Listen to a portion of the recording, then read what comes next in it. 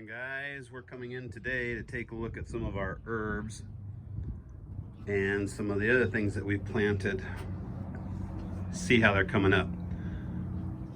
Now we're trying an experiment this time around to see what happens if we take some old seeds that we had and we plant them, and then we plant some of our freeze-dried seeds.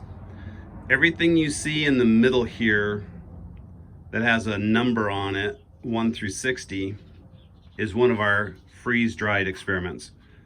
We freeze-dried them at different temperatures, at different levels, and so all of these were freeze-dried at a certain temperature and a certain level based on the row it's in. So each row is a different level, different temperature, to see what we come up with.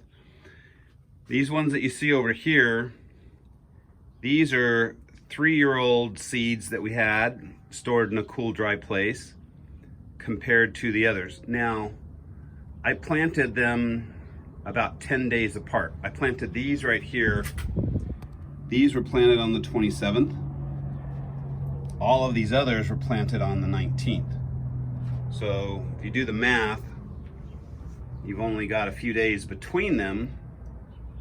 But if you take a look at the germination between them, this is what happens when you get old seeds and you start germinating them.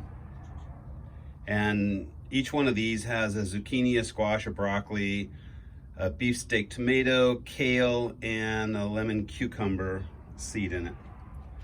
And you can see what we've got as far as the germination goes with those. With these were planted on the 19th, which was sooner, about a week earlier. And you can see how healthy and robust these seem to be coming up compared to the other ones. Now the funny thing about it is, this last 3 rows right here, these are all herbs. So I'm really disappointed in the way the herbs are coming up.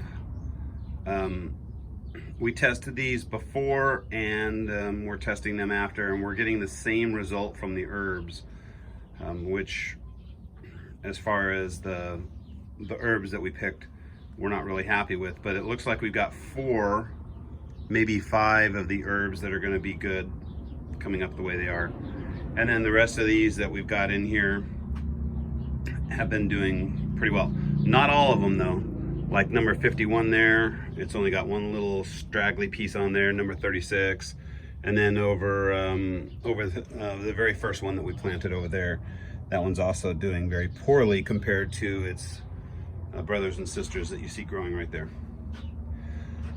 Then we come over to this side of the garden and we take a look at some of the other things that we planted right here. These are avocados. These aren't going to come up for a while, but best way to grow an avocado is putting it in dirt like that. These over here, these were a year sooner. So these are 2-year-old, and they seem to be coming up a little better, a little more hardy than the 3-year-olds on the other side. But still, as far as the count goes, really not happy with the count that I'm getting from them. And then some of the other things that we've got growing over here, we're doing these just to see what the 2-year-old and the 3-year-old seeds would do. We're also trying some, growing them inside little containers that have little tops on them to see what kind of germination rate we're going to get from that.